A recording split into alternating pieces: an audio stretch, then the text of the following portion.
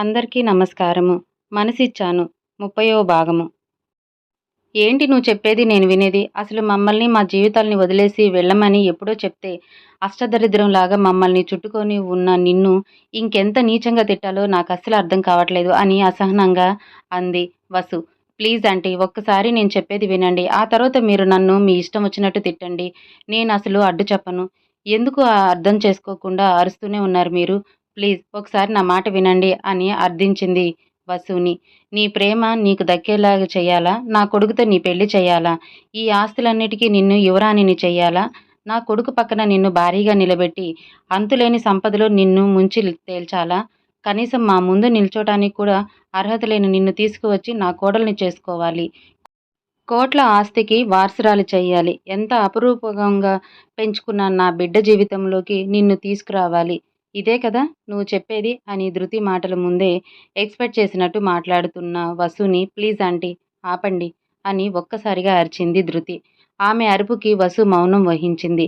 నేను ఇవేమీ చెప్పడానికి మీకు ఫోన్ చేయలేదు. నేను ఆర్య గురించి చెప్పడానికి మాత్రమే మీకు ఫోన్ చేశానని చెప్పింది ధృతి. ఆర్య, ఆర్య గురించి ఏం చెప్తావు అని అనుమానంగా అడిగింది.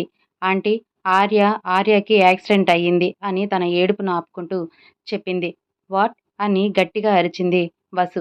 వసు అరుపు వినగానే ఫణి పెదవులపై ఒక రాక్షస నవ్వు విరిసింది. అయ్యో వసు, ఏమైందమ్మా? ఎందుకలా అరిచావు? అని కంగారుగా అడిగాడు ఫణి. ఆర్య యాక్సిడెంట్ అయిందంట అన్నయ్య అని టెన్షన్గా చెప్పింది. ఏంటి? ఆర్యకి యాక్సిడెంట్నా? ఎక్కడా? అని తనకు ఆ విషయం అప్పుడే తెలిసినట్టుగా ఏమీ తెలియనట్టుగా అడిగాడు ఫణి. ఏమో అన్నయ్య అని వసు మళ్ళీ ఫోన్లో మాట్లాడుతూ ఇప్పుడు నా ఆర్య ఎక్కడున్నాడు త్వరగా చెప్పు అని ఏడుస్తూ అడిగింది వసు. ధృతి హాస్పిటల్ నేమ్ చెప్పగానే ఫోన్ పెట్టేసి హడావుడిగా బయలుదేరింది. వసు వెనకే ఫణి కూడా బయలుదేరాడు. ఇదేంటి హాస్పిటల్ అంటున్నాడు వాడు? చావలేదా ఏంటి? హాస్పిటల్లో ఉన్నాడా? బెడ్పై ఉన్నాడా? మార్చిరీలో ఎలా ఉన్నాడా? ఈ విధంగా అసలు చెప్పిన పని సరిగ్గా చేశాడా లేదా? ఒకవేళ వాడు చస్తే ఇది ఎందుకు ఇంత నిమ్మలంగా ఉంది అని టెన్షన్ తట్టుకోలేక వసుని ఫాలో అయ్యాడు ఫణి. సుధా ఆఫీసు ప్యూన్ చెప్పిన హోటల్కి చేరుకుంది. కారు దిగి రిసెప్షన్లో ఆర్య డీటెయిల్స్ అడిగింది. అక్కడున్న రిసెప్షనిస్ట్ ఆర్య వాళ్ళ మీటింగ్ డీటెయిల్స్ వాళ్ళ సూట్ బుక్ చేసుకున్నారు. కానీ వాళ్ళ మీటింగ్ క్యాన్సిల్ అయ్యింది మేడం అని చెప్పగానే సుధా టెన్షన్ పడిపోయింది. అవునా? ఎందుకు? అని అడిగింది. ఇక్కడికి వచ్చిన డెలిగేట్స్‌కి ఆర్యకి చిన్న యాక్సిడెంట్ అయిందని మెసేజ్ వచ్చింది. అందుకే వాళ్ళు షూట్ క్యాన్సిల్ చేసుకొని వెళ్ళిపోయారు అని చెప్పింది రిసెప్షనిస్ట్. అంతే. సుధకి కాళ్ళ కింద భూమి కంపించిపోయిన ఫీలింగ్ కలిగింది. తన కళ్ళ నిండా నీళ్లు నిండుకున్నాయి. ఇక అక్కడ ఉండలేక పరుగున కారు దగ్గరికి వెళ్ళి కారులో కూర్చొని డ్రైవర్‌ని హాస్పిటల్‌కి పోనీయమని చెప్పింది. ధృతి కాల్ విన్న సిద్ధు ఆగు మేఘాల మీద హాస్పిటల్‌కి బయలుదేరాడు. అలాగే ధృతి నందుకి కూడా ఇన్ఫర్మేషన్ ఇవ్వటంతో తను కూడా టెన్షన్‌గా హాస్పిటల్‌కి బయలుదేరింది. వసుకి ఫోన్ చేసిన సమయానికి హాస్పిటల్‌కి చేరుకున్నారు.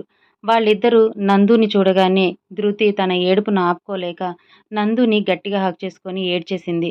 సిద్ధు ఐసీయూ గ్లాస్ డోర్ నుండి బెడ్‌పై ఉన్న ఆర్యాని బాధగా చూశాడు. తల నిండా కట్టుతో అచేతనంగా పడి ఉన్న బెడ్‌పై అతన్ని చూడగానే సిద్ధు తట్టుకోలేకపోయాడు. ఊరుకోవే, ఏడవకు, ఆర్యకి ఏమీ కాదు అని ధృతిని సముదాయిస్తోంది నందు. లేదు నందు, వాళ్ళు ఎవరో కావాలని మా కార్‌ని టార్గెట్ చేశారు. మమ్మల్ని ఫాలో చేశారు. కార్ బ్రేక్ ఫెయిల్ అయింది. అది వాళ్ళకి ఎలా తెలుసు?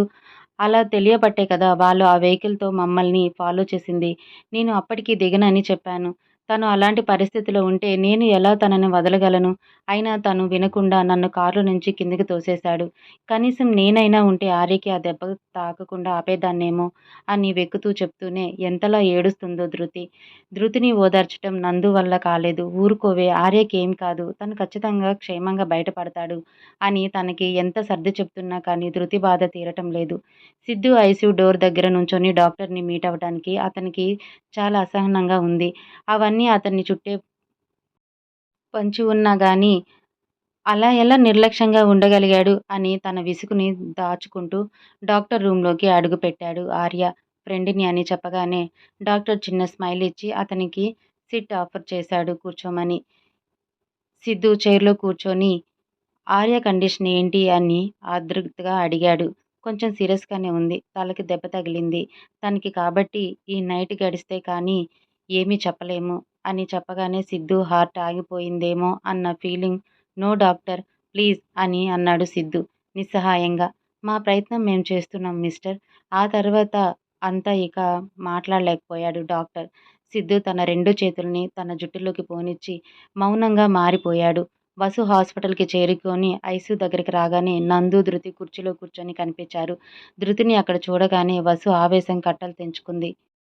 విసవిస ధృతి దగ్గరికి నడిచి ఆమె జుట్టు పట్టి లేపి ఒకటి పీకింది. ఆ దెబ్బ ధాటికి తాళలేక ధృతి వెళ్లి ఫ్లోర్ పైన పడింది. నందు ఆంటీ అని కోపంగా అరిచి ధృతికి దగ్గరగా నడిచింది. ముదనష్టపు దాన నీకెన్నిసార్లు చెప్పాను ఆర్యకి దూరంగా ఉండమని. అయినా ఎందుకు నా కొడుక్కి పట్టిన ఏలినాటి శనిలాగా దాపరించావు. వాడికి ఇబ్బందులు పాలు అయ్యేలాగా చేస్తున్నావు నువ్వు అని కళ్ళు ఉరిమి చూస్తూ అంది. అప్పటికే ధృతికి తలకి గాయం అవటంతో కట్టుకట్టారు. వసు కొట్టిన దెబ్బకి ఆమె తలంతా దిమ్మగా ఉండటంతో చెంపన చెయ్యి పెట్టుకొని కళ్ళు మూసుకుండిపోయింది ధృతి.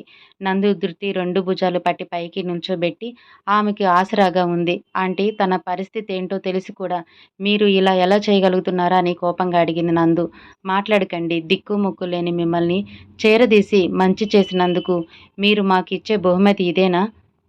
నా కొడుకు ప్రాణాలని ఇలా తీయాలని చూస్తారా?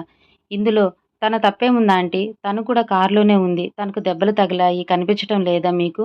అని నందు అసహనంగా అడిగింది. కనిపిస్తూనే ఉంది. నా ఆర్య హాస్పిటల్ బెడ్‌పై, ఇదేమో ఇక్కడ. ఇది పక్కనే ఉంటే నా కొడుకు ప్రశాంతంగా ఎలా ఉండగలడు?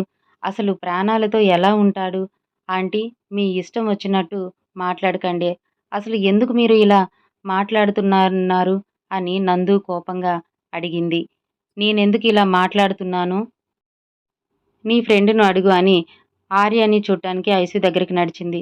బిడ్డని బెడ్‌పై అలా చూడగానే వసు కన్నీళ్లు ఆగనంటూ బయటకు దూకాయి. ఫణి అక్కడ జరిగేదంతా చూస్తూనే వసు దగ్గరికి నడిచి గ్లాస్ డోర్ నుండి ఆర్య వైపు చూడగానే వీడు గట్టిపిండమే ఎప్పటికప్పుడు ప్రాణాలతో బయటపడుతున్నాడు అని కసిగా అనుకున్నాడు. ఆర్య ఏంట్రా నీకీ కర్మ? ఎందుకు వద్దు అన్న పనులే చేసి ఇలా నన్ను బాధ పెడతావు అని డాక్టర్ రూమ్‌కి వెళ్ళింది. అక్కడే ఉన్న సిద్ధును చూసి సిద్ధు డాక్టర్ ఏం చెప్పారో అని అడిగింది కంగారుగా. డాక్టర్ చెప్పింది వసుకి చెప్పగానే ఆమె అంతులేని దుఃఖంలో మునిగిపోయింది. ఈ రాత్రికి వీడిని వేసేయటానికి మరో అవకాశం ఉందన్నమాట అని ఫణి సంతోషపడ్డాడు.